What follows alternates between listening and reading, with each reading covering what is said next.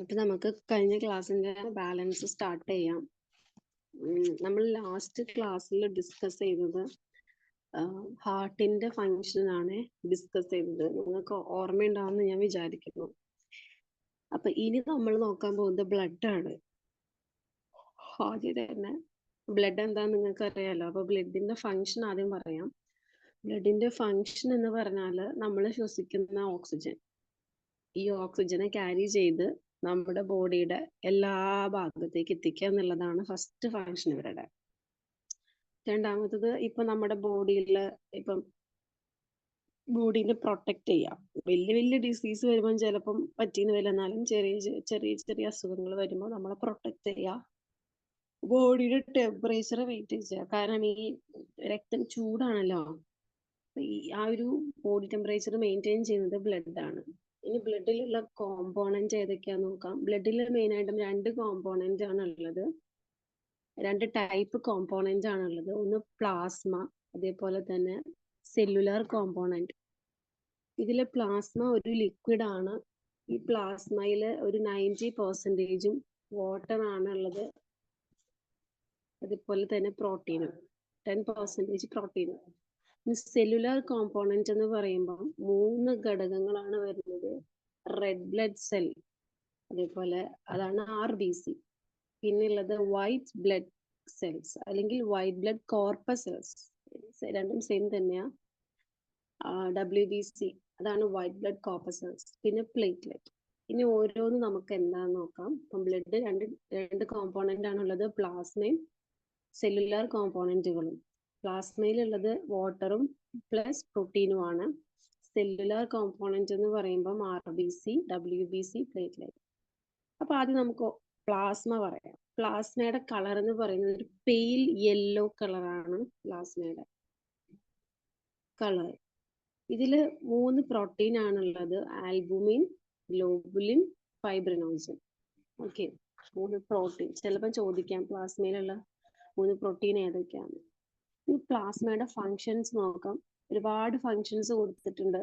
ഫസ്റ്റത്തെ ബ്ലഡിലുള്ള acid base, അതിന്റെ ഇക്വിലിബ്രിയത്തിനെ maintain ചെയ്യുക എന്നുള്ളതാണ്.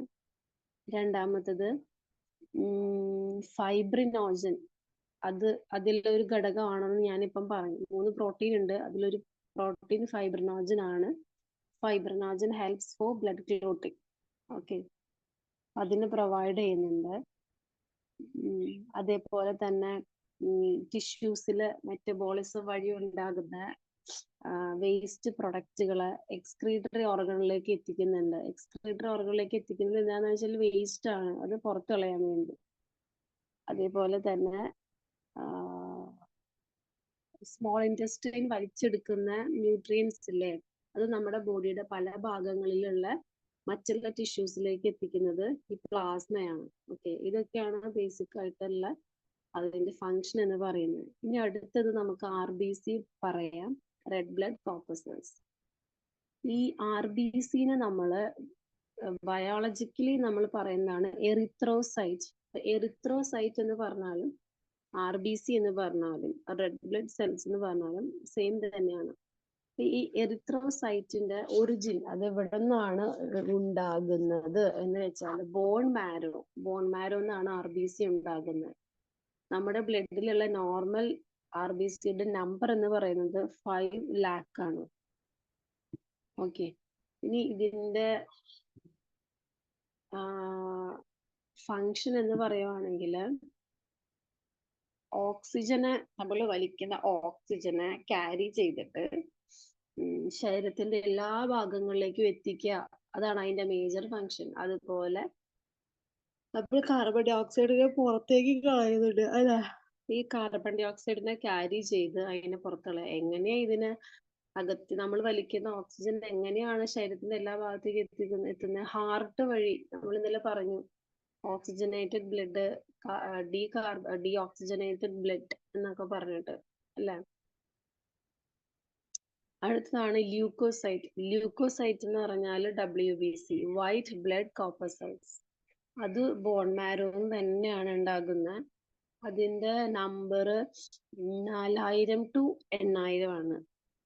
അപ്പോൾ ഇതിന്റെ ഫംഗ്ഷൻ എന്ന് ബേസിക് ആയിട്ട് WBCയുടെ ഫംഗ്ഷൻ എന്ന് പറയുന്നത് ഇമ്മ്യൂണിറ്റി പ്രൊവൈഡ് ചെയ്യുക എന്നുള്ളതാണ്. നമ്മുടെ ശരീരത്തിൽ കയറുന്ന കുഞ്ഞു കുഞ്ഞു അണുക്കളെ നശിപ്പിച്ച് കളയുക എന്നുള്ളതാണ്. ഈ ല്യൂക്കോസൈറ്റ് അല്ലെങ്കിൽ വൈറ്റ് ബ്ലഡ് കോർപ്പസൽസ് രണ്ടായിട്ട് ഡിവൈഡ് ചെയ്യുന്നുണ്ട്. ഓക്കെ, രണ്ടായിട്ട് ഡിവൈഡ് ചെയ്യുന്നുണ്ട്. ഫസ്റ്റത്തെയാണ് ഗ്രാനുലോസൈറ്റ്, അതായത് ചെറിയ ചെറിയ ഗ്രാന്യൂൾസ് അതിന്റെ ബോഡിയിൽ കാണും. അടുത്തതാണ് എ ഗ്രാനുലോസൈറ്റ്. ബോഡിയിൽ ഞാൻ അതിന്റെ പിക്ചർ കാണിച്ചിരുന്നു. ചെറിയ ചെറിയ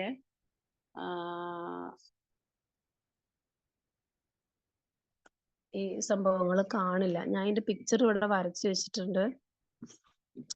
ഫസ്റ്റത്തെയാണ് ഗ്രാനുലോസൈറ്റ്. ഗ്രാനുലോസൈറ്റിൽ കണ്ട അതിൻ്റെ ഉള്ളിൽ ഞാൻ ഡോട്ട്സ് ഇട്ടേക്കുന്നത്. ഫസ്റ്റത്തെ ടൈപ്പാണ് ന്യൂട്രോഫിൽ.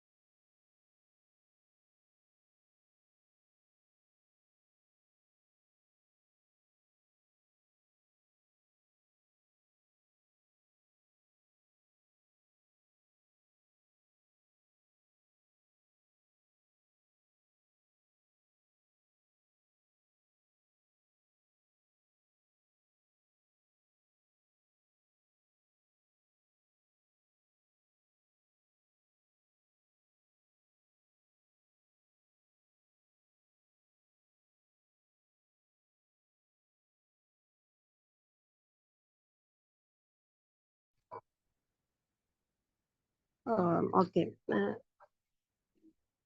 കേൾക്കാൻ പറ്റുന്നില്ലേ? ഓക്കെ. എന്താന്നറിയില്ല, ക്ലാസ് ബാക്ക് അടിച്ചു പോയി. എന്താന്നറിയില്ല. അപ്പൊ നമ്മള് ഞാൻ കാണിച്ചുകൊണ്ടിരുന്ന പിക്ചർ ഞാൻ കാണിക്കാം കേട്ടോ, ഒരു സെക്കൻഡ്.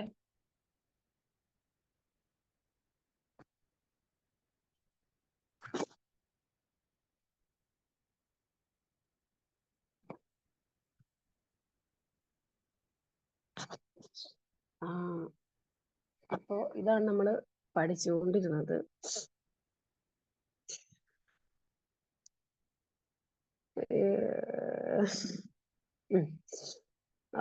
ഗ്രാനുലോസൈറ്റ് എന്ന് പറഞ്ഞാൽ ബോഡിയിൽ ഗ്രാനുകൾ ഉണ്ടാവില്ല. കണ്ടോ, ഇതിലൊക്കെ ഞാൻ കുഞ്ഞു കുഞ്ഞി ഡോട്ട്സ് ഇട്ടിട്ടുണ്ട്. ഇവിടെ അത് ഇട്ടിട്ടില്ല. അതാണ് വ്യത്യാസം. അതിൽ വരുന്നതാണ് മോണോസൈറ്റ്. മോണോസൈറ്റിന്റെ പിക്ചർ കണ്ടില്ലേ? ഇത് ലിംഫോസൈറ്റ് കണ്ടില്ലേ? ഇതാണ് ഇതിന്റെ സ്ട്രക്ചർ വരുന്നത്. പിന്നെ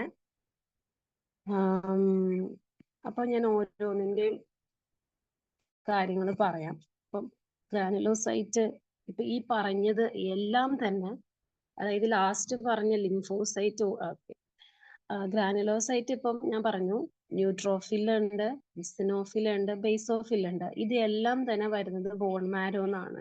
ഓക്കെ, ആദ്യം ന്യൂട്രോഫിലിന്റെ ഫങ്ഷൻ നമ്മുടെ ബ്ലഡിൽ വരുന്ന ബാക്ടീരിയനെ എൻഗൾഫ് ചെയ്യുക, വിഴുങ്ങി നശിപ്പിക്കുക, അതുള്ളതാണ്. ഇസിനോഫിൽ എന്ന് പറയുമ്പം അതൊരു ആന്റി ഹിസ്റ്റമിൻ പ്രോപ്പർട്ടിയാണ്. അതായത് ഹിസ്റ്റമിൻ എന്ന് പറയുന്ന ഒരു പാർട്ട് നമ്മുടെ ബോഡിയിലുണ്ട്. അത്രയും എക്സ്പ്ലെയിൻ ചെയ്യേണ്ട ആവശ്യമില്ല. അപ്പം ആന്റി ഹിസ്റ്റമിൻ പ്രോപ്പർട്ടി കാണിക്കുന്നുണ്ടെന്ന് പറഞ്ഞാൽ മതി. ബേസോഫിൽ എന്ന് പറയുമ്പം ഹിസ്റ്റമീനെ പ്രൊഡ്യൂസ് ചെയ്യുന്നുണ്ട്, അതുപോലെ ഹെപ്പാരിനെ പ്രൊഡ്യൂസ് ചെയ്യുന്നുണ്ട്. ബ്ലഡ് ആന്റി കൊയാഗുലന്റ് ഏജന്റ് ആണ് ഹെപ്പാരിൻ. അടുത്തത് ഗ്രാനുലോസൈറ്റിൽ വരുന്നതാണ് മോണോസൈറ്റ്. ഇത് വരുന്നത് ബോൺ മാരോ എന്നാണ്. ഇത് ഫാഗോസൈറ്റോസിസിലൂടെ ബാക്ടീരിയനെ എൻഗൾഫ് ചെയ്ത് നശിപ്പിക്കുന്നു. അടുത്തത് ലിംഫോസൈറ്റ്. ലിംഫോസൈറ്റിന്റെ ഫംഗ്ഷൻ ഈ പറഞ്ഞ പോലെ ആന്റിബോഡീനെ പ്രൊഡ്യൂസ് ചെയ്യുക, ഇമ്മ്യൂണിറ്റിക്ക് ആവശ്യമായിട്ടുള്ള ആന്റിബോഡീനെ പ്രൊഡ്യൂസ് ചെയ്യുക എന്നുള്ളതാണ്. ഇത് ഉണ്ടാകുന്നത് bone marrow, spleen, lymphoid tissue, ഇത്രയും ഭാഗത്തു നിന്നാണ്. ലാസ്റ്റ് പ്ലേറ്റ്ലെറ്റ്, അതെന്താണ്? ബ്ലഡ് ക്ലോട്ടിങ്ങിന് ഹെൽപ്പ് ചെയ്യുന്നതാണ് പ്ലേറ്റ്ലെറ്റ്. ഇത്ര നേരം പറഞ്ഞത് ബ്ലഡിനെ കുറിച്ചിട്ടാ. ബ്ലഡിൽ 2 കോമ്പോണന്റ് ഉണ്ട്, പ്ലാസ്മയും പിന്നെ ബ്ലഡ് സെല്ലുകളും. പ്ലാസ്മയിലുള്ള ഘടകങ്ങളാണ് വാട്ടറും പ്രോട്ടീനും. ആ 3 പ്രോട്ടീനുകളാണ് ആൽബുമിൻ, ഗ്ലോബുലിൻ, ഫൈബ്രിനോജൻ. ചോദിക്കാൻ സാധ്യതയുണ്ട്. Albumin, globulin, fibrinogen. സെല്ലുലാർ കോമ്പോണന്റുകളാണ് RBC, റെഡ് ബ്ലഡ് കോർപ്പസൽ അല്ലെങ്കിൽ എറിത്രോസൈറ്റ്. രണ്ടാമത്തെ WBC, വൈറ്റ് ബ്ലഡ് കോർപ്പസൽസ് അല്ലെങ്കിൽ ല്യൂക്കോസൈറ്റ്. ഈ WBC തന്നെ 2 ടൈപ്പ് ഉണ്ട്, ഗ്രാനുലോസൈറ്റും ഉണ്ട്, ഗ്രാനുലോസൈറ്റും ഉണ്ട്. ഗ്രാനുലോസൈറ്റിൽ വരുന്നതാണ് ന്യൂട്രോഫിൽ, ഇസിനോഫിൽ, ബേസോഫിൽ. ഗ്രാനുലോസൈറ്റിൽ വരുന്നതാണ് മോണോസൈറ്റ്, ലിംഫോസൈറ്റ്. ലാസ്റ്റത്തെ ഭാഗമാണ് പ്ലേറ്റ്ലെറ്റ്. പ്ലേറ്റ്ലെറ്റിനെ ത്രോംബോസൈറ്റ് എന്നാണ് പറയാ. ഓക്കെ, ഇതാണ് ബ്ലഡിലെ കോമ്പോണന്റുകൾ ചോദിച്ച് എഴുതേണ്ടത്. ഇനി ബ്ലഡ് എങ്ങനെയാണ് കട്ട പിടിക്കുന്നത് എന്നുള്ളതാണ് അടുത്തത്. ഓക്കെ, ബ്ലഡ് കട്ട പിടിക്കുന്നത് എങ്ങനെയാണ്? ആദ്യം തന്നെ ഒരു മുറിവുണ്ടായി കഴിഞ്ഞാല് എന്താ സംഭവിക്കുക? ആദ്യം നമ്മുടെ പ്ലേറ്റ്ലെറ്റ് ആണല്ലോ. ഈ പ്ലേറ്റ്ലെറ്റിലുള്ള ത്രോംബോപ്ലാസ്റ്റിൻ ആ മുറിവിന്റെ ആ ഭാഗത്തോട്ട് വരും. അതേപോലെ തന്നെ പ്രോത്രോംബിൻ എന്ന പ്ലാസ്മ പ്രോട്ടീൻ. എന്തൊക്കെ വരും? പ്ലേറ്റ്ലെറ്റ് പ്രൊഡ്യൂസ് ചെയ്യുന്ന ത്രോംബോപ്ലാസ്റ്റിൻ പ്ലസ് പ്ലാസ്മ പ്രോട്ടീൻ ആയിട്ടുള്ള പ്രോത്രോംബിൻ, ഇത് രണ്ടും കൂടി വരും. Plus in addition to that calcium 2+ ions നമ്മുടെ ആ മുറിവിന്റെ ഭാഗത്തോട്ട് പ്രൊഡ്യൂസ് ചെയ്യപ്പെടും. ഓക്കെ, അങ്ങനെ എന്താ പറയാ, ഇത് രണ്ടും ഇത്രയും കാര്യങ്ങൾ ചെയ്തു കഴിയുമ്പം ത്രോംബിൻ ഉണ്ടാകും. അതായത് ത്രോംബോപ്ലാസ്റ്റിൻ, പ്രോത്രോംബിൻ, കാൽഷ്യം, ഇതെല്ലാം കൂടി ചേർന്ന് കഴിയുമ്പം ത്രോംബിൻ ഉണ്ടാകും. ഓക്കെ, ഈ ത്രോംബിന്റെ പ്രസൻസോട് കൂടിയിട്ട് ഫൈബ്രിനോജൻ, പ്ലാസ്മ പ്രോട്ടീൻ ആണ് നമ്മൾ നേരത്തെ പറഞ്ഞു. ഈ ഫൈബ്രിനോജൻ ഈ ത്രോംബിന്റെ ഹെൽപ്പോട് കൂടി ഫൈബ്രിൻ ആയിട്ട് മാറും. ഫൈബർ. ഓക്കെ, ഈ ഫൈബ്രിൻ RBCയുമായിട്ട് കൂടിച്ചേർന്നിട്ടാണ് ബ്ലഡ് ക്ലോട്ട് ചെയ്യുന്നത്. അപ്പോൾ ത്രോംബോപ്ലാസ്റ്റിൻ ഒരു ബ്ലഡ് പ്ലേറ്റ്ലെറ്റ് പ്രൊഡ്യൂസ് ചെയ്യുന്നതാണ്. പ്രോത്രോംബിൻ ഒരു പ്ലാസ്മ പ്രോട്ടീൻ ആണ്. Plus calcium 2+. ഇതെല്ലാം കൂടി ചേർന്ന് അവിടെ ത്രോംബിൻ ഉണ്ടാകും. ആ ടൈമില് പ്ലേറ്റ്ലെറ്റിൽ പ്ലാസ്മ പ്രോട്ടീൻ ആയിട്ടുള്ള ഫൈബ്രിനോജൻ ഉണ്ടാകും. ഈ ഫൈബ്രിനോജനെ ഫൈബറിനാക്കി മാറ്റുന്നത് ത്രോംബിനാണ്. ഇപ്പൊ ഉണ്ടായ ത്രോംബിനാണ്. ഈ ഉണ്ടായ ഫൈബ്രിൻ RBC ആയിട്ട് കൂടി ചേർന്ന് ബ്ലഡ് ക്ലോട്ട്. അപ്പൊ ഈ മുറിവ് ഉണ്ടാകുന്ന ടൈമില് ഒരു തിക്നെസ് പോലെ വരും. അതായത് ബ്ലഡ് സ്റ്റോപ്പ്. ഇപ്പൊ ചെറിയ മുറിവ് എടുക്കുകയാണെങ്കിൽ, ചെറിയ മുറിവ് നമുക്ക് പെട്ടെന്ന് മനസ്സിലാവും. ചെറിയ മുറിവാണെങ്കിൽ ടൺ കണക്കിന് ചോരയൊന്നും പോവില്ലല്ലോ, കുറച്ചല്ലേ പോവുള്ളൂ.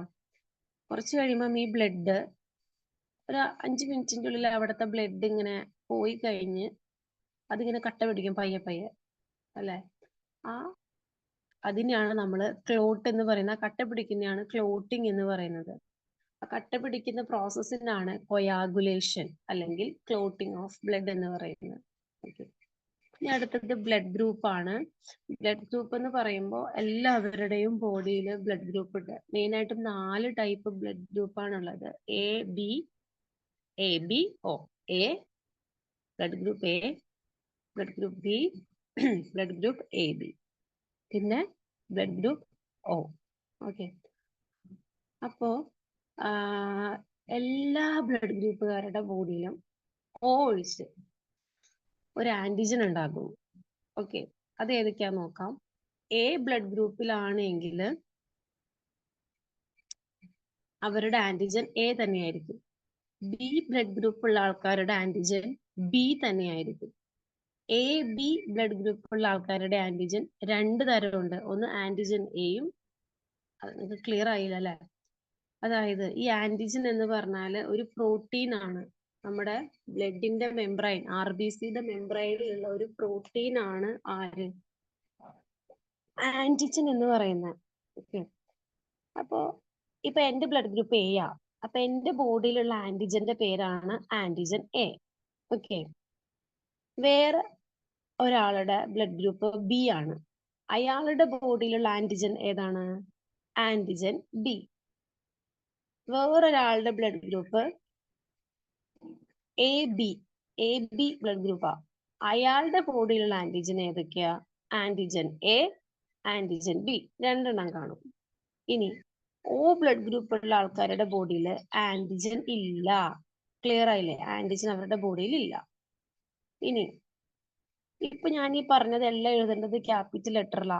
ആന്റിജൻ A, ആന്റിജൻ B, ഇതെല്ലാം തന്നെ capital A, capital B, capital AB ഇങ്ങനെയാണ് എഴുതേണ്ടത്. ഇനി ആന്റിബോഡി ആണ് പറയാൻ പോകുന്നത്. ഓക്കെ, ആന്റിബോഡി ഏതൊക്കെയാന്ന് വെച്ചാല്, ഈ ആന്റിബോഡിയെ നമ്മൾ എക്സ്പ്രസ് ചെയ്യേണ്ടത് സ്മോൾ ലെറ്ററിലാണ്. ആന്റിജൻ എഴുതേണ്ടത് ക്യാപിറ്റൽ ലെറ്ററിലും ആന്റിബോഡി എഴുതേണ്ടത് സ്മോൾ ലെറ്ററിലാണ്. അപ്പൊ എന്റെ ബ്ലഡ് ഗ്രൂപ്പ് A ആണ്. എന്റെ ബ്ലഡ് ഗ്രൂപ്പിലുള്ള ആന്റിജൻ ഏതായിരുന്നു എന്നാ പറഞ്ഞ? Antigen A, capital A. അപ്പൊ എന്റെ ബോഡിയിലുള്ള ആന്റിബോഡി ആട്ടോ ഇനി പറയാൻ പോകുന്നത്. Small letter B, antibody small letter B. ഇനി അടുത്ത ആളുടെ ബ്ലഡ് ഗ്രൂപ്പ് B ആണ്. അയാളുടെ ആന്റിജൻ ഏതായിരുന്നു? Antigen capital B. Capital B എന്ന് അങ്ങനെ എഴുതരുത് കേട്ടോ. ആന്റിജൻ ഇട്ടിട്ട് ക്യാപിറ്റൽ B ഇടണം. അല്ലാണ്ട് antigen capital B in words എഴുതരുത്. അപ്പൊ അയാളുടെ antibody small letter A. Okay, ഇനി ബ്ലഡ് ഗ്രൂപ്പ് AB ആയിട്ടുള്ള ആളുടെ ആന്റിജൻ ഏതായിരുന്നു? Antigen A, antigen B. അയാൾക്ക് ആന്റിബോഡി ഇല്ല. ഓക്കെ, ഇനി O ബ്ലഡ് ഗ്രൂപ്പ് ആയിട്ടുള്ള ആൾക്കാർക്ക് ആന്റിജൻ ഇല്ല എന്ന് പറഞ്ഞു.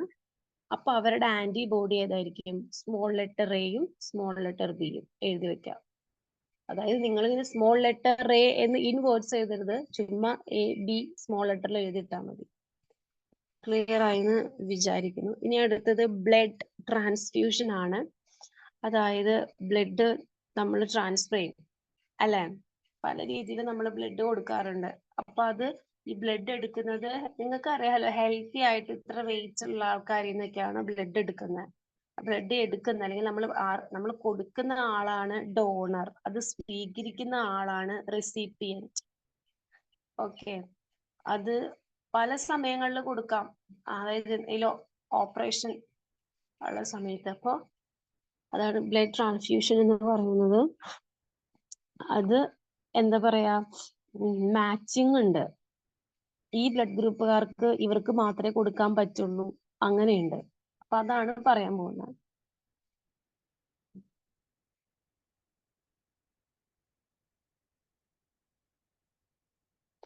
അപ്പൊ ആദ്യം ഓ എന്ന് പറയുന്നത് എന്റെ ബ്ലഡ് ഗ്രൂപ്പ് ആണെന്ന് വിചാരിക്കാം. ഞാനാണ് ബ്ലഡ് കൊടുക്കാൻ പോകുന്നത്. എന്റെ ബ്ലഡ് ഗ്രൂപ്പ് O ആണ്. നിങ്ങൾക്ക് ഈ ഭാഗമൊക്കെ ഫില്ലിംഗ് ദ ബ്ലാങ്ക് വരാറ്, അല്ലാണ്ട് വലിയ ഇതിലൊന്നും വരാറില്ല. അപ്പൊ എന്റെ ബ്ലഡ് ഗ്രൂപ്പ് O ആണ്. എനിക്ക് ആർക്കൊക്കെ ബ്ലഡ് കൊടുക്കാം എന്നാണ് ഞാൻ പറയാൻ പോകുന്നത്. എനിക്ക് എല്ലാവർക്കും ബ്ലഡ് കൊടുക്കാം. മനസ്സിലായില്ലേ? എനിക്ക് എല്ലാവർക്കും ബ്ലഡ് കൊടുക്കാം.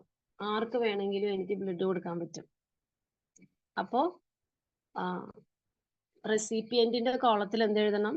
ഡോണർ ഞാനാണ് കൊടുക്കുന്ന ആള്. ആർക്കൊക്കെ കൊടുക്കാം, അതാണ് റെസിപ്പിയന്റിന്റെ കോളത്തില്. ആർക്കൊക്കെ കൊടുക്കാം? എല്ലാവർക്കും കൊടുക്കാം. ഓക്ക് കൊടുക്കാം, എക്ക് കൊടുക്കാം, ബിക്ക് കൊടുക്കാം, എ ബിക്ക് കൊടുക്കാം. 4 ബ്ലഡ് ഗ്രൂപ്പുകാർക്കും എനിക്ക് കൊടുക്കാം. ഓക്കെ, അത്രേ ഉള്ളൂ. ഇനി എന്റെ ബ്ലഡ് ഗ്രൂപ്പ് എ ആണെന്ന് വിചാരിക്കുക. എന്റെ ബ്ലഡ് ഗ്രൂപ്പ് എ ആണ്. അപ്പൊ ഞാനാണ് ഡോണർ. ഇനി ഞാൻ കൊടുക്കാൻ പോകുന്ന റെസിപ്പിയന്റ്, എനിക്ക് ആർക്കൊക്കെ ബ്ലഡ് കൊടുക്കാം, ഏത് ബ്ലഡ് ഗ്രൂപ്പുകാർക്കൊക്കെ എന്റെ ബ്ലഡ് സ്വീകരിക്കാം, അതാണ് പറയാൻ പോകുന്നത്. ആർക്കൊക്കെ സ്വീകരിക്കാം? എക്കും സ്വീകരിക്കാം, എ ബിക്കും സ്വീകരിക്കാം. ഓക്കെ, അതിൽ നിന്ന് തന്നെ നിങ്ങൾക്ക് വ്യക്തമാണ് ഏത് ബ്ലഡ് ഗ്രൂപ്പുകാർക്ക് എനിക്ക് കൊടുക്കണ്ട എന്നുള്ളത് നിങ്ങൾക്ക് വ്യക്തമാണ്. ആർക്കൊക്കെ കൊടുക്കണ്ട? ഓക്കും കൊടുക്കണ്ട, ബിക്കും കൊടുക്കണ്ട. ഓക്കെ, ഇനി അടുത്തത് എന്റെ ബ്ലഡ് ഗ്രൂപ്പ് ബി ആണെന്ന് വിചാരിക്കാം. അപ്പൊ എനിക്ക് ആർക്കൊക്കെ കൊടുക്കാം? ബിക്കും കൊടുക്കാം, എ ബിക്കും കൊടുക്കാം. ആർക്കൊക്കെ കൊടുക്കണ്ട? എക്കും കൊടുക്കാൻ പറ്റില്ല, ഓക്കും കൊടുക്കാൻ പറ്റില്ല. ഇനി എന്റെ ബ്ലഡ് ഗ്രൂപ്പ് എ ബി ആണെങ്കിൽ എനിക്ക് എ ബിക്ക് മാത്രമേ കൊടുക്കാൻ പറ്റുള്ളൂ. ആർക്കൊക്കെ കൊടുക്കാൻ പറ്റില്ല? എക്കും കൊടുക്കാൻ പറ്റില്ല, ബിക്കും കൊടുക്കാൻ പറ്റില്ല, ഓക്കും കൊടുക്കാൻ പറ്റില്ല. ഇത് എന്തുകൊണ്ട് ഇങ്ങനെ കൊടുക്കാൻ പറ്റാത്തത് എന്ന് വെച്ചാല് അവരുടെ ബോഡിയിലുള്ള ആന്റിബോഡി പ്രോപ്പർട്ടീനെ ബേസ് ചെയ്തിട്ടാണ് കൊടുക്കാൻ പറ്റുമോ ഇല്ലയോ എന്ന് പറയുന്നത്. കാരണം ഇപ്പം ഓപ്പോസിറ്റ് ആയിട്ടുള്ള ഒരു ബ്ലഡ് ഞാൻ സ്വീകരിച്ചു കഴിഞ്ഞാൽ, ഇപ്പൊ ഓക്ക് എല്ലാവർക്കും കൊടുക്കാമെന്ന് പറഞ്ഞു, അതേപോലെ എ ബിക്ക് മാത്രമേ കൊടുക്കാൻ പറ്റുള്ളൂ എന്ന് പറഞ്ഞു. അപ്പൊ വേറെ ആൾക്കാരുടെ ഇത് ബ്ലഡ് ഒഴികെ എല്ലാവർക്കും പറ്റില്ലല്ലോ. വേറെ ആൾക്കാരുടെ എയിൽ നിന്നോ ബിയിൽ നിന്നോ ഞാൻ ബ്ലഡ് വാങ്ങിക്കഴിഞ്ഞാൽ ആന്റിജൻ അവിടെ റിയാക്ട് ചെയ്യും. അപ്പൊ എന്ത് ചെയ്യും? നമ്മുടെ WBCന് ഇപ്പൊ എന്റെ ബ്ലഡ് ഗ്രൂപ്പ് ബി, ഞാൻ ഒരാളുടെ രക്തം സ്വീകരിക്കുക. എനിക്ക് ആരുടെ നിന്നൊക്കെ രക്തം സ്വീകരിക്കാൻ പറ്റും? എനിക്ക് സ്വീകരിക്കാൻ പറ്റുന്നത് ബി ഗ്രൂപ്പുകാരുടെ, എന്റെ തന്നെ ബ്ലഡ് ഗ്രൂപ്പിൽ നിന്നും എ ബിന്നുമാണ്, അതേപോലെ ഓയിൽ നിന്നുമൊക്കെയാണ് സ്വീകരിക്കാൻ പറ്റുന്നത്. എയിൽ നിന്നും എ ബ്ലഡ് ഗ്രൂപ്പുകാരിൽ നിന്നും ബി ആയിട്ടുള്ള എനിക്ക് ബ്ലഡ് സ്വീകരിക്കാൻ പറ്റില്ല. ഇൻ കേസ് അങ്ങനെ കൊടുക്കുകയില്ല, ഞാൻ സ്വീകരിക്കുകയാണെങ്കിൽ തന്നെ എന്റെ ബോഡിയിലുള്ള ആന്റിജൻ വിചാരിക്കും ഈ വന്നിരിക്കുന്നത് ഒരു രോഗാണുവാണ് എന്ന് വിചാരിച്ചിട്ട് എന്ത് ചെയ്യും? ഫൈറ്റ് ചെയ്യും. എന്നിട്ട് നമ്മുടെ തന്നെ WBCനെ തന്നെ അവർ കില്ല് ചെയ്യും. അപ്പൊ എന്ത് പറ്റും? എനിക്ക് രോഗപ്രതിരോധ ശേഷി കുറയും. അപ്പം ചിലപ്പോൾ നമുക്ക് പല അസുഖങ്ങളും വരാം. അത്രയും ക്രിട്ടിക്കലായിട്ട് ഉള്ള സ്റ്റേജിലാണല്ലോ ബ്ലഡ് ട്രാൻസ്ഫ്യൂസ് ചെയ്യുന്നത്. അപ്പം പ്രതിരോധ ശേഷി കുറഞ്ഞാൽ ചിലപ്പം പലതും സംഭവിക്കാം അല്ലെ? അതാണ് പറഞ്ഞു വരുന്നത്. എന്തായാലും യൂണിവേഴ്സൽ ഡോണർ എന്ന് പറഞ്ഞിട്ട് പറയുന്നത് ഓയും, റെസിപ്പിയന്റ് എന്ന് പറയുന്നത് ABO ആണ്. അത് ഓർത്ത് വെക്കുക. യൂണിവേഴ്സൽ ഡോണർ ഓയും റെസിപ്പിയന്റ് ABO ആണ്. ഇനി അടുത്തതാണ് RH ഫാക്ടർ. അതായത് RH ഫാക്ടർ എന്ന് പറയുമ്പോൾ ഇപ്പൊ ബ്ലഡ് ഗ്രൂപ്പ് ABO-AB ഇങ്ങനെയാണല്ലോ. നമ്മൾ ചിലപ്പോൾ ഇപ്പൊ എന്റെ A പോസിറ്റീവാ, ചിലവര് B പോസിറ്റീവ് ആയിരിക്കും, AB നെഗറ്റീവ്, അങ്ങനെ O നെഗറ്റീവ് എന്നൊക്കെ പറഞ്ഞ് കേട്ടിട്ടില്ലേ? അത് എന്തിന്റെ ബേസിലാന്ന് വെച്ചാൽ നമ്മുടെ ബ്ലഡിൽ RH ഉണ്ട് എങ്കിൽ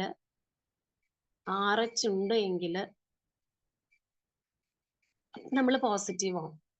RH ഫാക്ടർ ഇല്ല എങ്കിൽ അതൊരു ബ്ലഡിലെ പ്രോട്ടീൻ ആണ് കേട്ടോ. RH ഒരു ബ്ലഡിലെ പ്രോട്ടീൻ ആണ്. അതുണ്ടെങ്കിൽ അതുള്ള ആൾക്കാരൊക്കെ പോസിറ്റീവും അതില്ലാത്ത ആൾക്കാരൊക്കെ നെഗറ്റീവ് ആണ്. അതാണ് A+, B+ എന്നൊക്കെ പറഞ്ഞു തന്നെ.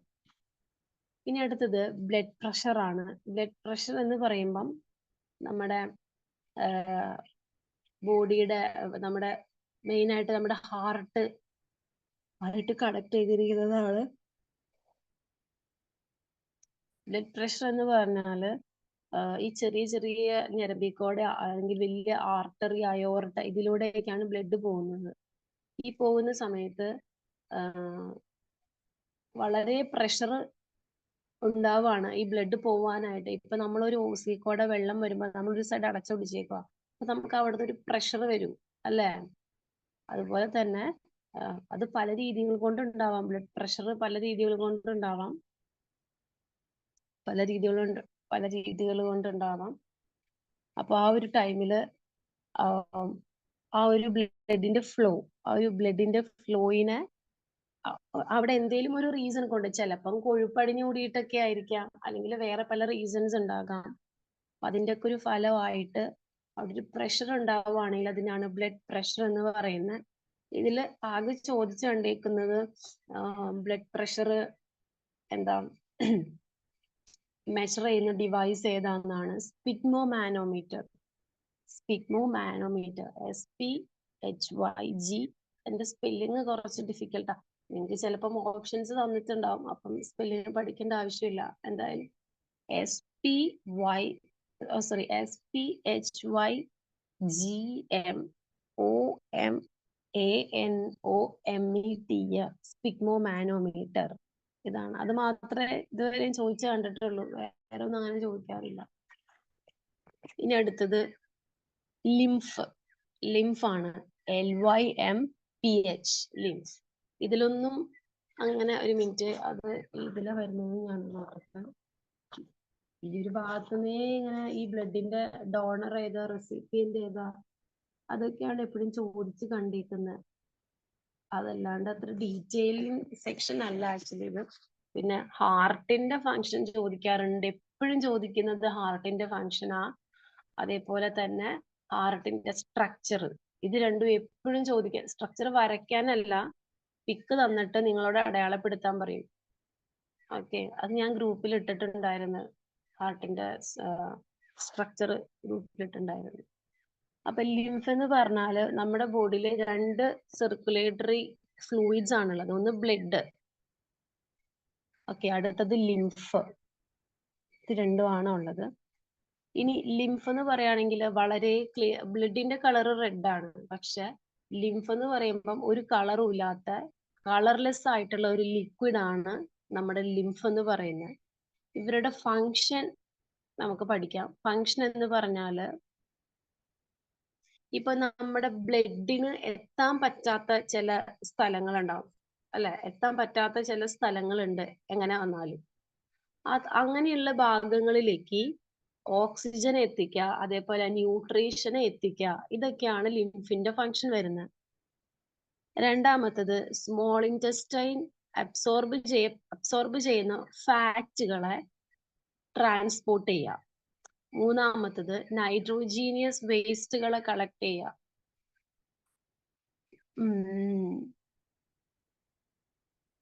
ഇത്രയാണ് മെയിൻ ആയിട്ടുള്ള ഫങ്ഷൻ ആയിട്ട് വരുന്നത്. പിന്നെ ഈ ലിംഫിന്റെ അകത്ത് ഒരുപാട് ആന്റിബോഡീസ് ഉണ്ട്. അതുപോലെ ലിംഫോസൈറ്റ് ഉണ്ട്. ലിംഫോസൈറ്റ് നമ്മൾ നേരത്തെ പറഞ്ഞു, WBC ആണ്. അത് WBCയുടെ ഒരു ഭാഗമാണ് പറഞ്ഞു, ടൈപ്പാണ്. ഇതുള്ളതുകൊണ്ട് തന്നെ ഏതെങ്കിലും ഒരു ബാക്ടീരിയ നമ്മുടെ ബോഡിയിൽ കയറി ഇവരത് റിമൂവ് ചെയ്ത് കളയും, ബാക്ടീരിയനെ നശിപ്പിച്ച് കളയും. അത്രയാണ് ലിംഫിൻ്റെതായി പറയാനുള്ളത്. ഓക്കെ. പിന്നെ ബ്ലഡും ലിംഫും തമ്മിലുള്ള വ്യത്യാസങ്ങൾ എന്താന്ന് വെച്ചാൽ ബ്ലഡിന് കളർ ഉണ്ട്, ലിംഫിന് കളർ ഇല്ല. ബ്ലഡ് വളരെ ഫാസ്റ്റ് ആയിട്ട് മൂവ് ചെയ്യുന്നതാണ്. വെയിൻസിൽ കൂടെ വളരെ ഫാസ്റ്റ് ആയിട്ട് മൂവ് ചെയ്യും.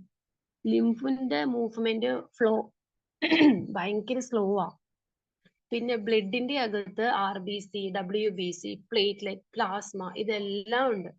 ലിംഫിന്റെ അകത്തോ?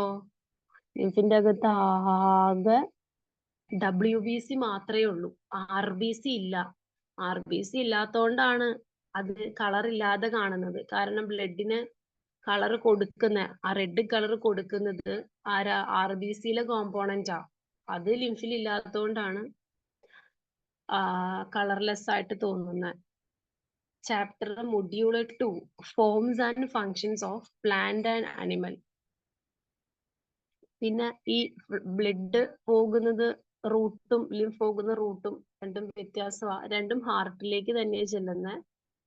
പക്ഷെ അത് പഠിക്കണ്ട. ഇനി അടുത്തതാണ്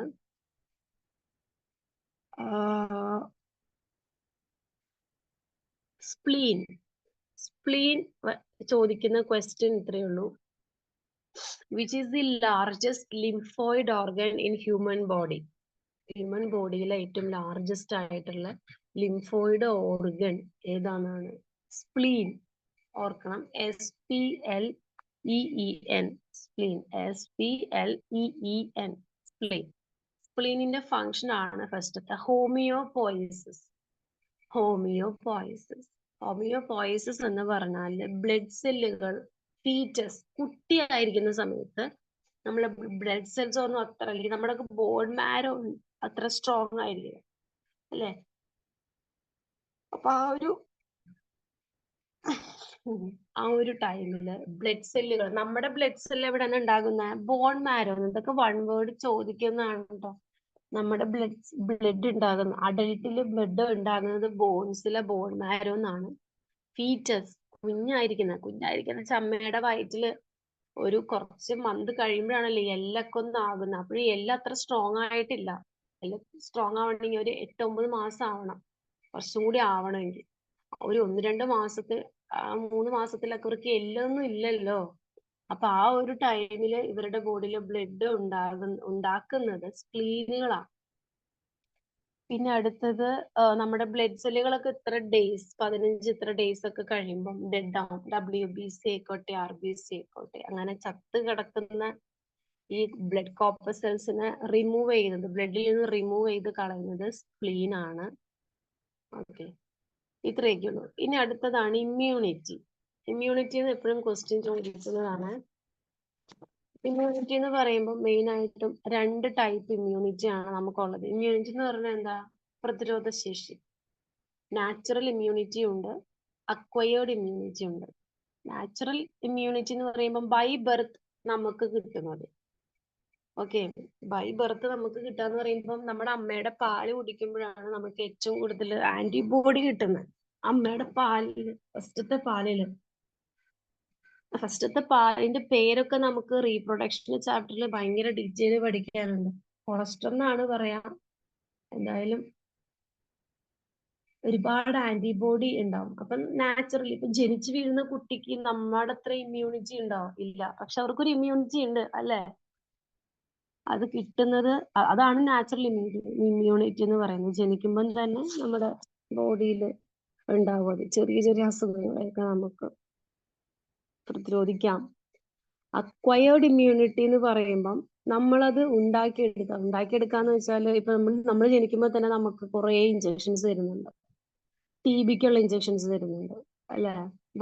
ഇഞ്ചക്ഷൻ അല്ല, വാക്സിൻ തരുന്നുണ്ട്. അതേപോലെ ഒരു കുട്ടിക്ക് 3 മാസമായി കഴിയുമ്പം പലതരത്തിലുള്ള വാക്സിൻസ് എടുക്കുന്നുണ്ട്. അതൊക്കെ എന്തിനാ എടുക്കുന്നത്? ആ അസുഖം, സ്പെസിഫിക് അസുഖം വരാതിരിക്കാൻ വേണ്ടി എടുക്കുന്ന. നമ്മളത് ആർട്ടിഫിഷ്യൽ ആയിട്ട് കുത്തിവെക്കുന്നതാ, അല്ലെ? അല്ലാതെ നമുക്ക് നാച്ചുറൽ ആയിട്ട് കിട്ടിയതല്ല. അതാണ് അക്വയേർഡും നാച്ചുറലും. ഇനി അക്വയേർഡ് ഇമ്മ്യൂണിറ്റിനെ തന്നെ we can be divided into 2, active immunity, passive immunity. അങ്ങനെ രണ്ടായിട്ട് നമുക്ക്, ഒരു മിനിറ്റ്, ഡിവൈഡ് ചെയ്യാം. അതിന്റെ എക്സാമ്പിൾ എന്ന് പറയുമ്പോൾ DPT വാക്സിൻ. DPT വാക്സിൻ കൊടുക്കുന്നത് ഡിഫ്തീരിയ വരാതിരിക്കാൻ വേണ്ടിയിട്ടാണ്. അതേപോലെ ടെറ്റനസ്, ഇത് രണ്ടും വരാതിരിക്കാനാണ്. ഈ ആക്റ്റീവ് ഇമ്മ്യൂണിറ്റി എന്ന് പറയുമ്പം ലോങ് ടേം ആണ്. നമുക്ക് ഒരു തവണ ഇഞ്ചക്ട് ചെയ്ത് കഴിഞ്ഞാൽ, ഇപ്പൊ നമുക്ക് BCGയുടെ ഇഞ്ചക്ഷൻ നമ്മൾ ജനിക്കുമ്പോൾ തന്നെ നമ്മുടെ തോളിൽ തരും. ചിലർക്ക് അവിടെ ഒരു പാട് പോലെ ഉണ്ടാവും. എന്തായാലും അത് ജസ്റ്റ് ഒരു ആക്റ്റീവ് ഇമ്മ്യൂണിറ്റിക്ക് എക്സാമ്പിൾ ആണ് ഈ BCG. ഈ പറഞ്ഞ ഇപ്പൊ 3-ാം മാസം ഒക്കെ എടുക്കുന്ന, അല്ലെങ്കിൽ 6-ാം മാസം ഒക്കെ എന്തൊക്കെ ഇഞ്ചക്ഷൻ വാക്സിൻസ് ഉണ്ട്. ഇതൊക്കെ അക്വയർഡ് ഇമ്മ്യൂണിറ്റി ആണ്. അക്വയർഡ് ഇമ്മ്യൂണിറ്റി ആണ് രണ്ടുപേരുള്ളത്, ആക്റ്റീവ് ഇമ്മ്യൂണിറ്റിയും പാസീവ്. ആക്റ്റീവ് എന്ന് പറയുമ്പം ഈ BCG ഒക്കെ ജനിക്കുമ്പോൾ തരുന്നതാ, ഈ DPT ഒക്കെ ജനിക്കുമ്പോൾ തരാം. അത് ഒറ്റ തവണയാണ് നമ്മൾ എടുക്കുന്നുള്ളൂ. പക്ഷെ നമ്മുടെ ലൈഫ് നമ്മൾ മരിക്കുന്ന വരെ പിന്നെ നമ്മൾക്ക് ഇത് എടുക്കേണ്ട ആവശ്യം വരുന്നില്ലല്ലോ. ചിലവർക്ക് അസുഖങ്ങൾ വരാം, സാധ്യതയില്ല സാധ്യത തള്ളിക്കളയണില്ല. പക്ഷെ എന്നാലും എല്ലാവർക്കും അങ്ങനെ വരില്ലല്ലോ. അപ്പൊ ഈ TB നമ്മൾ ഒറ്റ തവണ എടുത്താൽ മതി. അത് നമ്മുടെ ലൈഫ് ലോങ് വേണ്ടിയിട്ടുള്ള വാക്സിൻ ആണ്. അതാണ് ആക്റ്റീവ് ഇമ്മ്യൂണിറ്റി. അതിന്റെ ഫങ്ഷൻ എന്ന് പറയുമ്പോൾ ലോങ് ടേം ആണ്, കുറെ നാളത്തേക്ക് നിൽക്കും നമ്മുടെ ബോഡിയിൽ. പാസീവ് ഇമ്മ്യൂണിറ്റി എന്ന് പറയുമ്പോൾ ഷോർട്ട് ലിവ്ഡ് ആണ്, കുറച്ച് നാളത്തേക്ക് ഉണ്ടാവുള്ളൂ. അതായത് ടെമ്പററി ആയിട്ട് നമ്മൾ എടുക്കുന്നതാണ്.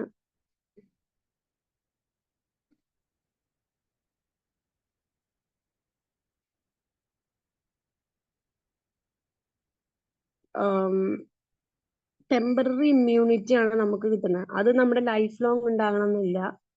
നമുക്ക് ഒരു തവണ എടുത്തു. ഇപ്പോ പാസീവ് ഇമ്മ്യൂണിറ്റി നമുക്കൊരു എന്താ പറയാ, ഒരസുഖം വരാതിരിക്കാൻ വേണ്ടിയിട്ട് നമ്മൾ കുത്തി, അതിന്റെ അത് കഴിഞ്ഞു, നമ്മളത് വീണ്ടും എടുക്കേണ്ടതായിട്ട് വരാം. അങ്ങനെ അത്രേ ഉള്ളൂ. ഇനി അടുത്തത് സെൽസ് ഓഫ് ഇമ്മ്യൂൺ സിസ്റ്റം ആണ്. മെയിൻ ആയിട്ടും 2 തരത്തിലുള്ള ലിംഫോസൈറ്റുകളാണ് നമ്മുടെ ബോഡിയിലുള്ളത്. ഒന്ന് T ലിംഫോസൈറ്റും പിന്നെ B ലിംഫോസൈറ്റും. ഇത് രണ്ടും വരുന്നത് ബോൺമാരോന്നാണ്. ഇവിടെ നിന്ന് ചോദിച്ചു കേട്ടേക്കുന്ന ക്വസ്റ്റ്യൻ എന്ന് പറയുന്നത് എന്താ പറയാ, ഈ T സെൽ B സെല്ലിൽ നിന്നാണ്. T സെൽ അത് ചോദിക്കുന്നത് ഇതാണ്, T സെൽ B സെൽ ഇത് എവിടെ നിന്നാണ്, ഇതിന്റെ സോഴ്സ് എവിടെ നിന്നാണ്. സോഴ്സ് എവിടെ നിന്നാന്ന് വെച്ചാൽ bone marrow. Okay, source bone marrow. ഇത് T സെൽ എന്താ, B സെൽ എന്താ, അതെന്താന്ന് വെച്ചാല് നമ്മുടെ ഇമ്മ്യൂൺ സിസ്റ്റത്തിൽ ഉള്ള സെല്ലുകളാ. ബാക്ടീരിയനൊക്കെ ഒരു പനി, ചിലവർക്ക് ഇമ്മ്യൂണിറ്റി കൂടുതലും കുറവൊക്കെ ആയിരിക്കും. ഇപ്പം ചെറിയൊരു പനി വന്നു കഴിഞ്ഞാൽ എല്ലാവരും മരിച്ചു പോകണമെന്നില്ല. അല്ലെങ്കിൽ നമുക്ക് ജലദോഷം വന്നാൽ നമ്മൾ മരിച്ചു പോകാറില്ല. തലവേദന വരുന്ന എല്ലാവരും മരിച്ചു പോകാറില്ല, അല്ലേ? അതുപോലെ കയ്യും കാലും ചെറിയ അത്യാവശ്യം ഇതിൽ തന്നെ മുറിഞ്ഞാലൊന്നും നമ്മൾ ചിലപ്പോൾ മരിച്ചു പോകില്ല, അല്ല. അങ്ങനെ പലതുണ്ട്. ചെവി വേദന വന്ന് മരിച്ചു പോവാറില്ല ആരും. അങ്ങനെ ചെറിയ ചെറിയ ഇതൊക്കെ വന്ന് നമ്മളാരും പെട്ടെന്ന് തന്നെ അങ്ങനെ മരിച്ചു പോകാറില്ല. അതിന്റെ കാരണം എന്താ, ഇവരൊക്കെ ഫൈറ്റ് ചെയ്യാണ് ബോഡിയിൽ കയറിയ ആൾക്കാരുമായിട്ട്. അപ്പം T സെൽ B സെൽ ഇവരുടെ സോഴ്സ്, ഇവരുടെ ഒറിജിൻ, ഇവരെ ആരാ ഉണ്ടാക്കുന്നതെന്ന് ചോദിച്ചാൽ ബോൺ മാരോ ആണ് കേട്ടോ. T സെല്ല് ബോൺ മാരോന്ന് ഉണ്ടാകുന്നു എന്നേ ഉള്ളൂ. ഇത് മെച്യൂർഡ് ആകുന്നത് തൈമസ് ഗ്ലാൻഡിൽ പോയിട്ടാണ്. അതുകൊണ്ടാണ് ഇതിന് T സെൽ എന്ന് പറയുന്നത്. ഇനി ഈ T സെല്ല് ഡയറക്റ്റ് ആയിട്ട് അറ്റാക്ക് ചെയ്യും, ഡയറക്റ്റ് ആയിട്ട് ഒരു ബാക്ടീരിയനെ നശിപ്പിക്കും. ഓക്കെ, ഇതിന്റെ ലൈഫ് സ്പാൻ എന്ന് പറയുന്നത്, അതായത് ഒരു T സെൽ ഉണ്ടായിട്ട് എത്ര വർഷം ജീവിക്കുന്നു പറഞ്ഞാൽ ഒരു 3 to 4 വർഷമാണ് നമ്മുടെ ബോഡിയുടെ ഉള്ളിൽ ഇവർ ജീവിക്കുന്നത്. അത് കഴിഞ്ഞ് ഇവർ നശിച്ചു പോകും, പുതിയ T സെല്ലുകൾ ഉണ്ടാകും. ഓക്കെ, ഇനി അടുത്തത് B സെൽ. ഇത് ഉണ്ടാകുന്നത് ബോൺ മാരോ എന്നാണ്. പക്ഷേ ഇത് മെച്യൂർഡ് ആകുന്നത് ലിംഫോയിഡ് ടിഷ്യൂസിലാണ്. ഓക്കെ, ലിംഫോയിഡ് ടിഷ്യൂസ് എന്ന് പറഞ്ഞാൽ ടോൺസിൽസ്, അപ്പൻഡിക്സ്, ഇതൊക്കെയാണ് ലിംഫോയിഡ് ടിഷ്യൂസ് എന്ന് പറയുന്നത്. ക്ലിയർ ആയെന്ന് വിചാരിക്കുന്നു. പിന്നെ ഇവരുടെ ബോഡിയിൽ ലാർജ് നമ്പർ, ഇവര് T സെല്ലിനെ പോലെ ഡയറക്റ്റ് ആയിട്ട് അറ്റാക്ക് ചെയ്യില്ല. ഇവര് ആന്റിബോഡീസിനെ പ്രൊഡ്യൂസ് ചെയ്യും. ഈ ആന്റിബോഡീസ് ആണ് പോയിട്ട് അറ്റാക്ക് ചെയ്യുന്നത്. ഇതിന്റെ ലൈഫ് സ്പാൻ ആയിട്ട് ഇവിടെ പറയുന്നില്ല, പക്ഷെ കുറച്ച് നാള് ജീവിക്കുള്ളൂ. ഇനി അടുത്തതാണ് കുറച്ച് ഹാർട്ടുമായിട്ട് ബന്ധപ്പെട്ട അസുഖങ്ങൾ പറഞ്ഞിട്ടുണ്ട്. ഫസ്റ്റത്തെയാണ് ഹൈപ്പർ ടെൻഷൻ. എന്താ പറയാ, ഒരുപാട് ബ്ലഡ് പ്രഷർ കൂടുന്നതാണ്, ഹൈ BP, അതാണ് ഹൈപ്പർ ടെൻഷൻ. ഈ ഹൈപ്പർ ടെൻഷൻ വരുന്നത് സ്ട്രെസ് കൊണ്ടോ നമ്മുടെ തെറ്റായ ഡയറ്റ് കൊണ്ടോ ഓവർ വെയിറ്റ് അതേപോലെ ഏജ് ഇതുമായിട്ട് കണക്ട് ചെയ്തിരിക്കുകയാണ്. പിന്നെയുള്ളതാണ് അതീറോസ്ക്ലിറോസിസ്, അതേപോലെ ആർട്ടീറിയോസ്ക്ലിറോസിസ്. അതായത് നമ്മൾ ഒരുപാട് കൊഴുപ്പ് കഴിച്ച് കഴിയുമ്പം ഈ കൊഴുപ്പ് ഫാറ്റ് വന്ന ആർട്ടറീസിലും ബ്ലഡ് വെസൽസിലും ഒക്കെ അടിഞ്ഞു കൂടും. അപ്പൊ എന്താ പറ്റുക, ഈ ബ്ലഡിന് പോകാൻ പറ്റാതെ വരും. അത്രയേ ഉള്ളൂ സംഭവം. പിന്നെ ECG എന്ന് പറഞ്ഞാല് നമ്മുടെ ഹാർട്ട് ബീറ്റിന്റെ ഗ്രാഫ് കാണിക്കുന്ന ആ ഒരു സംഭവമാണ് ECG, electro cardiogram. Heart proper ആയിട്ട് ഫങ്ഷൻ ചെയ്യുന്നുണ്ടോ എന്നൊക്കെ അറിയാൻ വേണ്ടിയിട്ടുള്ളത്. ഇനി അടുത്തതാണ് നമ്മുടെ ലോക്കോമോഷൻ എന്ന് പറയുന്ന ചാപ്റ്ററാണ്. ലോക്കോമോഷനിൽ നമുക്ക് മെയിൻ ആയിട്ടും ആദ്യം തന്നെ ലോക്കോമോഷൻ എന്താണ്, മൂവ്മെന്റ് എന്താണ്, ഇത് തമ്മിലുള്ള വ്യത്യാസം പറഞ്ഞുതരാം. ലോക്കോമോഷൻ എന്ന് പറഞ്ഞാല് ഫുൾ ബോഡി മൂവ് ചെയ്യുന്നതാണ് ലോക്കോമോഷൻ. ഞാനിപ്പോ ഇവിടെ നിന്ന് നടന്ന് അപ്പുറത്തെ വീട്ടിലേക്ക് പോവാ, അതാണ് ലോക്കോമോഷൻ. ഞാൻ ഫുള്ളായിട്ട് ബോഡി മൂവ് ചെയ്യുന്നുണ്ട്. മൂവ്മെന്റ് എന്ന് പറഞ്ഞാല് ഫുള്ളായിട്ട് പോവണ്ട, അതാണ് മൂവ്മെന്റ്. ഞാനിപ്പോ നാക്കോണ്ട സംസാരിക്കുന്നത്, അപ്പൊ എന്റെ നാക്ക് മാത്രമേ അനങ്ങുന്നുള്ളൂ, എന്റെ കാലൊന്നും അനങ്ങുന്നില്ല. അതാണ് മൂവ്മെന്റ്. ഏതെങ്കിലും ഒരു സ്പെസിഫിക് ബോഡി പാർട്ട് ആയിരിക്കും അനങ്ങുന്നത്. അല്ലെങ്കിൽ ഇപ്പം എന്നെ സംബന്ധിച്ചിട്ട് ഇപ്പൊ ഞാൻ സംസാരിക്കുമ്പം എന്റെ കൈ യൂസ് ചെയ്തിട്ട് സംസാരിക്കുന്ന ഒരാളാ. ഓക്കെ, അതേപോലെ തല സംസാരിക്കുമ്പോൾ തലയാട്ടി സംസാരിക്കുന്ന ഒരു വ്യക്തിയാണ് ഞാൻ. അപ്പൊ അതുകൊണ്ട് തന്നെ ഇപ്പൊ എന്റെ ബോഡിയിലുള്ള മൂവ്മെന്റ് ഏതൊക്കെയാ, എന്റെ ഞാൻ കൈ ആട്ടുന്നുണ്ട്, അതേപോലെ തന്നെ നാക്ക് മൂവ് ചെയ്യുന്നുണ്ട്, അതേപോലെ തന്നെ എന്റെ തല ഞാൻ ആട്ടുന്നുണ്ട്. അത് ഓരോരുത്തരുടെ ഇതനുസരിച്ച് മാറും. ഓക്കെ, പിന്നെ അതാണ് മൂവ്മെന്റ്. ലോക്കോമോഷൻ എന്ന് പറഞ്ഞാൽ ഫുൾ ബോഡി മൂവ് ചെയ്യാം, ഇത്രയേ ഉള്ളൂ. രണ്ട് തരത്തിലുള്ള മൂവ്മെന്റ് ആണുള്ളത്. ഒന്ന് സീലിയറി മൂവ്മെന്റും രണ്ടാമത്തത് ഫ്ലജല്ലേറ്റഡ് മൂവ്മെന്റും. സീലിയറി മൂവ്മെന്റ് എന്ന് പറഞ്ഞാൽ സീലിയ ചെറിയ കുഞ്ഞു കുഞ്ഞു ഹെയർ പോലെയുള്ള ഒരു ഭാഗമാണ്. അത് മോട്ടൈലാ, അതായത് അതിന് മൂവ് ചെയ്യാൻ പറ്റും. അപ്പൊ അത് ഈ പ്രോട്ടോസോവ പോലെയുള്ളവരിൽ കാണപ്പെടുന്നതാണ്, ലോക്കോമോഷന് ഹെൽപ്പ് ചെയ്യും. ഓക്കെ, ഇനി അടുത്തത് ഫ്ലജല്ലർ മൂവ്മെന്റ്. ഫ്ലജല്ലർ മൂവ്മെന്റ് എന്ന് പറഞ്ഞാൽ ഫ്ലജല്ല വളരെ ലോങ് ആണ്. കോമൺ ആയിട്ട് കാണുന്നത് ക്ലാമിഡോമോണസ്, ഗ്ലീന, ഇതിലൊക്കെയാണ് കോമൺ ആയിട്ട് കാണുന്നത്. ഓക്കെ, ഇതിന്റെ ഫങ്ഷനും ഈ പറഞ്ഞ പോലെ ഫുഡ് ക്യാപ്ചർ ചെയ്യാം, അതേപോലെ മൂവ് ചെയ്യാൻ ഹെൽപ്പ് ചെയ്യാം, ഇതൊക്കെയാണ്. ഇനി അടുത്തത് അനിമൽസിലെ മസ്കുലാർ മൂവ്മെന്റ് ആണ് പറയാൻ പോകുന്നത്. മസ്കുലാർ മൂവ്മെന്റ് എന്ന് പറയുമ്പം എന്താ പറയാ, ടെൻഷൻസിനെ കുറിച്ച് പറയാം. ടെൻഷൻ എന്ന് പറയുമ്പം നമ്മുടെ ബോണില്ലേ, നമ്മുടെ ബോണില് മസിലുകൾ ഉണ്ട്, നമുക്ക് മസിലുകൾ ഉണ്ടെന്ന് അറിയാം. ഈ മസിലിന് ബോൺസുമായിട്ട് അറ്റാച്ച് ചെയ്ത് വെച്ചേക്കുന്ന ഭാഗത്തിനാണ് നമ്മൾ ടെൻഷൻ എന്ന് പറയുന്നത്.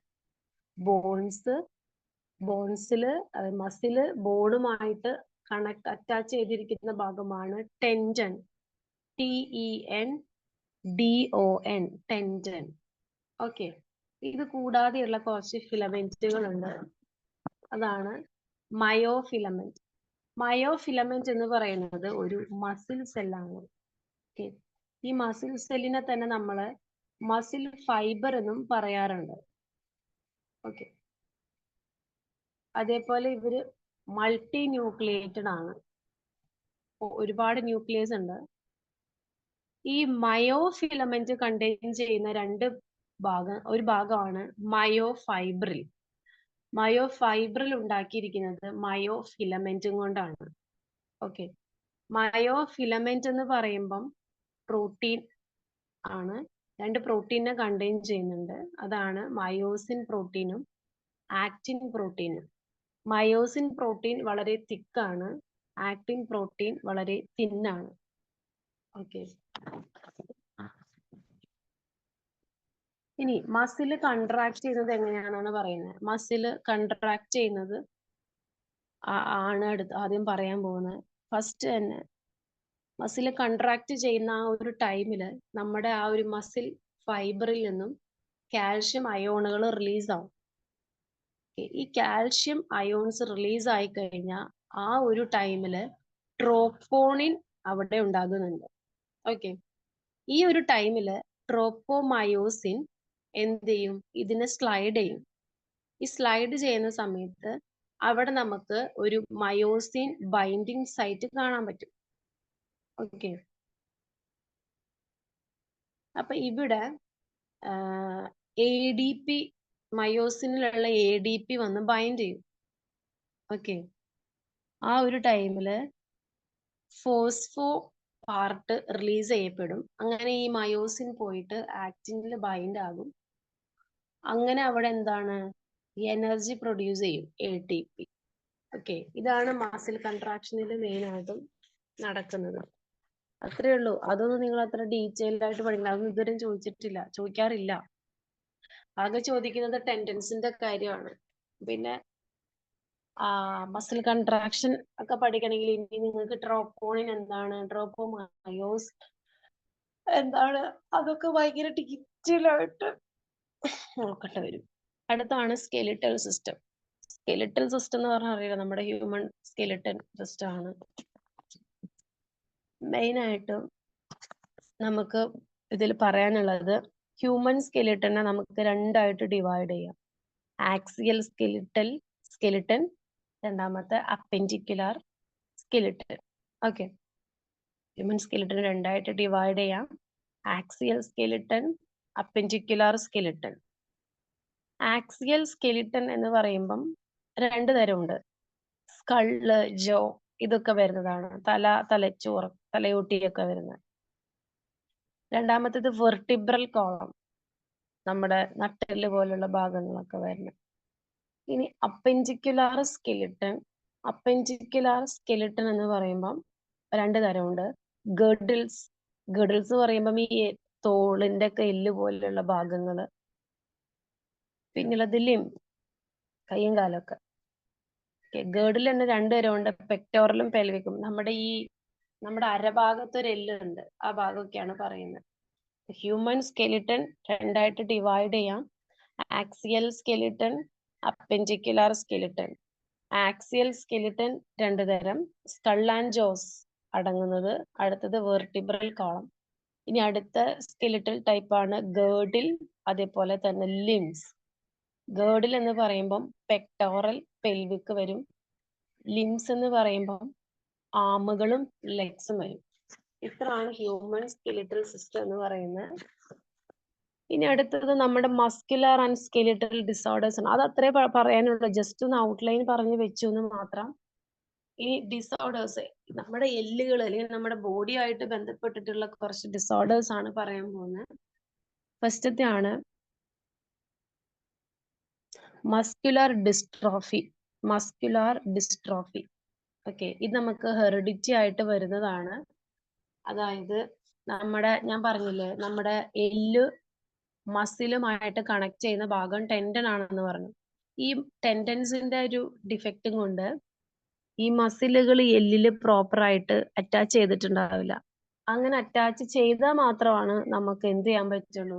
മൂവ് ചെയ്യാൻ പറ്റുള്ളൂ. മസിൽ വെച്ചിട്ടാണ് നമ്മൾ മൂവ് ചെയ്യുന്നത്. ഈവൻ എല്ലുണ്ടെങ്കിൽ പോലും. എല്ല് മാത്രമായിട്ട് കാര്യമില്ല, മസിലും വേണമല്ലോ. എല്ലാവർക്കും മസിൽ ഉണ്ട് കേട്ടോ. അപ്പൊ ഈ മസിലിന്റെ ഒരു പ്രോപ്പർ ഇത് ഉള്ളതുകൊണ്ട് മൂവ് ചെയ്യാൻ പറ്റില്ല. നമ്മുടെ ബോഡി നമുക്ക് മൂവ് ചെയ്യിപ്പിക്കാനായിട്ട് പറ്റില്ല. അതാണ് ഫസ്റ്റത്തെ മസ്കുലർ ഡിസ്ട്രോഫി. അടുത്താണ് മൈഅസ്തീനിയ ഗ്രേവിസ്. ഇതെന്ന് പറയുന്നത് ഹെറിഡിറ്റിയുടെ ഭാഗമായിട്ട് തന്നെ വരുന്ന ഒരു സ്കെലിറ്റൽ ഡിസോർഡർ ആണത്.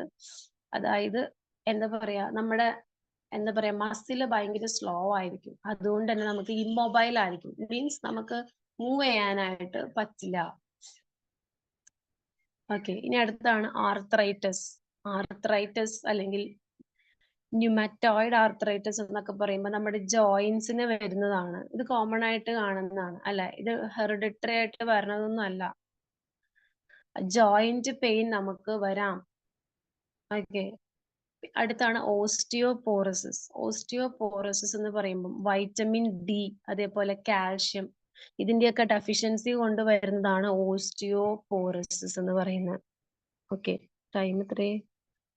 ഓക്കെ, ഓസ്റ്റിയോപോറോസിസ് എന്ന് പറയുന്നത് അതായത് നമ്മളൊന്ന് എല്ലൊക്കെ ഭയങ്കര സോഫ്റ്റ് ആയിരിക്കും. ഇപ്പൊ ഇത് ഈ ഒരു ഡിസോർഡർ ഉള്ള ആൾക്കാരുടെ കയ്യിൽ നമ്മളൊന്ന് പിടിച്ച് തിരിച്ചു കഴിഞ്ഞാൽ നമ്മുടെ അങ്ങനെ നമുക്ക് വേദന എടുക്കുള്ളൂ അല്ലെ, ഒരു പരിധി വിട്ടാലേ നമ്മുടെ കൈയൊക്കെ ഒടിയുള്ളൂ. പക്ഷെ ഇതുള്ള ആൾക്കാരുടെ കൈ നമ്മളൊന്ന് ജസ്റ്റ് ഒന്ന് ഞെക്കി പിടിച്ചാൽ മതി, അപ്പൊ തന്നെ അവിടെ ഇങ്ങനെ എല്ല് പൊടിയും. പൊടിയാന്ന് വെച്ചാൽ എല്ലിങ്ങനെ ഒടിഞ്ഞു പോവും. ഓക്കെ, അപ്പം ഇതിനെ ഡിഫെൻഡ് ചെയ്യാൻ വേണ്ടി അപ്പം അങ്ങനെയുള്ള ഇപ്പം മെയിൻ ആയിട്ട് ഈ ഓസ്റ്റിയോപോറോസിസ്, റിക്കറ്റ് ഇതൊക്കെ കോമൺ ആയിട്ട് വരുന്നത് ചെറിയ കുട്ടികളിലാണ്. അപ്പൊ നമ്മളൊന്ന് ജസ്റ്റ് പിടിക്കുമ്പോൾ അവരുടെ എല്ലാം ഒടിഞ്ഞു പോകും, കാരണം ഈ കാൽഷ്യം ഒന്നും ഇല്ലാത്തതുകൊണ്ട്. അപ്പൊ അതുകൊണ്ടാണ് കാൽഷ്യം അടങ്ങി ഫുഡ് കൊടുക്കുക ഒക്കെ പറയുന്നത്. കുറെയൊക്കെ നമുക്ക് അതിൽ നിന്ന് പ്രിവെന്റ് ചെയ്യാൻ പറ്റും. പിന്നെ വൈറ്റമിൻ ഡി, ഇപ്പൊ കുട്ടികൾ ജനിക്കുമ്പോൾ തന്നെ നമ്മൾ വെയിൽ കൊള്ളിക്കും. അതുപോലെ കുട്ടികൾ എല്ലാവരും വെയിൽ കൊള്ളിക്കണം, നമ്മളാണേലും വെയിൽ കൊള്ളണം. ഇതിനടുത്താണ് ഗൗട്ട്. ഗൗട്ട് എന്ന് പറയുമ്പം ജോയിന്റിന്റെ ഇൻഫ്ലമേഷന്റെ ഭാഗമായിട്ട് ബ്ലഡിൽ യൂറിക് ആസിഡിന്റെ ലെവൽ കൂടും. യൂറിക് ആസിഡ് എന്ന് പറയുമ്പം ഒരു പ്രോട്ടീൻ മെറ്റബോളിസത്തിന്റെ ഭാഗമായിട്ട് ഉണ്ടാകുന്നതാണ്. ഈ ഗൗട്ടൊക്കെ നമുക്ക് മാറ്റാനായിട്ട് പറ്റും. മസ്കുലർ ആൻഡ് സ്കെലിറ്റൽ ഡിസോർഡേഴ്സ് ആണ് ഇപ്പം പറഞ്ഞത്. Myasthenia gravis, muscular dystrophy, arthritis and rheumatoid arthritis, osteoporosis, gout. ഇത്രയാണ് വരുന്നത്. ഇനി ഇപ്പൊ ഞാൻ പറഞ്ഞു മൂവ്മെന്റ് ഉണ്ട്, ലോക്കോമോഷനും ഉണ്ടെന്ന്. ലോക്കോമോഷൻ എന്ന് പറഞ്ഞാൽ ഒരാൾ ഫുള്ളായിട്ട് നടക്കുവാണ്, അല്ലെങ്കിൽ ഫുള്ളായിട്ട് എങ്ങോട്ടെങ്കിലും മാറിയിരിക്കുക, ഇതാണ് മൂവ്മെന്റ്. Sorry, locomotion. മൂവ്മെന്റ് എന്ന് പറഞ്ഞാൽ ഏതെങ്കിലും ഒരു ബോഡി പാർട്ട് അനക്കുന്നതിനെയാണ് മൂവ്മെന്റ് എന്ന് പറയുന്നത്. അപ്പൊ നമുക്കറിയാം പ്ലാന്റ്സിന് ഒരിക്കലും ലോക്കോമോഷൻ സാധ്യമല്ല. പ്ലാന്റ്സ് തന്നെ എണീറ്റ് നടന്നു പോവോ? ഇല്ല, പ്ലാന്റ്സിന് ഒരിക്കലും ലോക്കോമോഷൻ സാധ്യമല്ല. പ്ലാന്റ്സിന് ആകെ പറ്റുന്നത് മൂവ്മെന്റ് ആണ്. മൂവ്മെന്റ് മീൻസ് അവർക്ക് ബോഡി പാർട്ടുകൾ അനക്കാൻ പറ്റും ഇല്ലേ? അവരുടെ ഇല ആട്ടാറുണ്ട്, കൊമ്പ് ആട്ടാറുണ്ട്. അത് ഒരു കാറ്റ് വന്നിട്ടാണ്. അതിനെക്കാട്ടിലുപരി അവർ പ്രകൃതിയിലേക്ക് ഒരു മൂവ്മെന്റ് കാണിക്കുന്നുണ്ട്. അത് പറയുമ്പോൾ മനസ്സിലാവും. ഫസ്റ്റ് സ്റ്റിമുലസ് എന്താന്ന് പറയാം. സ്റ്റിമുലസ് എന്ന് പറയുമ്പോൾ നമ്മൾ കൊടുക്കുന്നത്, അതാണ് സ്റ്റിമുലസ്. അതായത് ടച്ച് ചെയ്യാണ്. നമ്മളിപ്പം ടച്ച് ചെയ്യാം. ഇപ്പൊ നമ്മൾ ടച്ച് ചെയ്ത് കഴിയുമ്പം അതൊരു സ്റ്റിമുലസാ. ഇപ്പോ നമ്മൾ ടച്ച് ചെയ്ത് ഉള്ള സ്റ്റിമുലസ് ആണ്. അതിനാണ് തിഗ്മോട്രോപ്പിസം എന്ന് പറയുന്നത്. പിന്നെ ഗ്രാവിറ്റി, അതാണ് ജിയോട്രോപ്പിസം. ഗ്രാവിറ്റി എന്ന് പറഞ്ഞാൽ എന്താണ്? ഭൂമിയുടെ അടിയിലേക്കാണ് ഗ്രാവിറ്റി, മുകളിലേക്കല്ല, അല്ലെ? അതുകൊണ്ട് തന്നെയാണ് ഈ വേരുകളൊക്കെ താഴേക്കാ വളരുന്നത്, അല്ലെ? അപ്പം വേരിന് മൂവ്മെന്റ് ഉണ്ട്. അതൊരു സ്ഥലത്തുനിന്നും നടന്ന് പോണില്ലല്ലോ, താഴേക്ക് വളരുവാ ചെയ്യുന്നത്.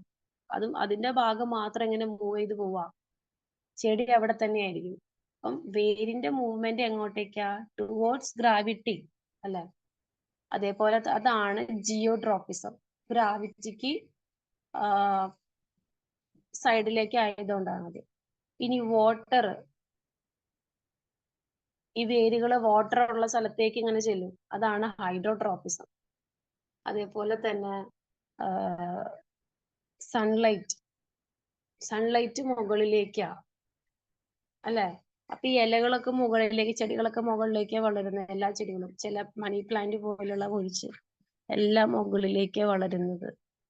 ഓക്കെ, അപ്പൊ ഇതൊക്കെയാണ് എന്തിന്റെ മൂവ്മെന്റ്?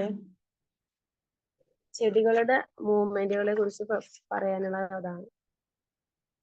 ഇനി അടുത്തത് നമ്മുടെ മൊഡ്യൂളാണ് കോർഡിനേഷൻ ആൻഡ്, മൊഡ്യൂൾ അല്ല, യൂണിറ്റ്. സെക്കൻഡ് മൊഡ്യൂൾ ഇപ്പോഴും കഴിഞ്ഞിട്ടില്ല നമ്മള്. Coordination and control the nervous and endocrine system. ആദ്യം നമുക്ക് നെർവസ് സിസ്റ്റത്തിനെ കുറിച്ച് പഠിക്കാം. നെർവസ് സിസ്റ്റം എന്ന് പറയുമ്പം മെയിൻ ആയിട്ടും ബ്രെയിൻ വരുന്നതാണ്. നമ്മുടെ നെർവസ് സിസ്റ്റം എന്ന് പറയുന്നത് ബ്രെയിൻ ഉള്ള ഭാഗമാണ് നെർവസ് സിസ്റ്റം എന്ന് പറയുന്നത്. ഓക്കെ, അതാണ് സെൻട്രൽ നെർവസ് സിസ്റ്റം.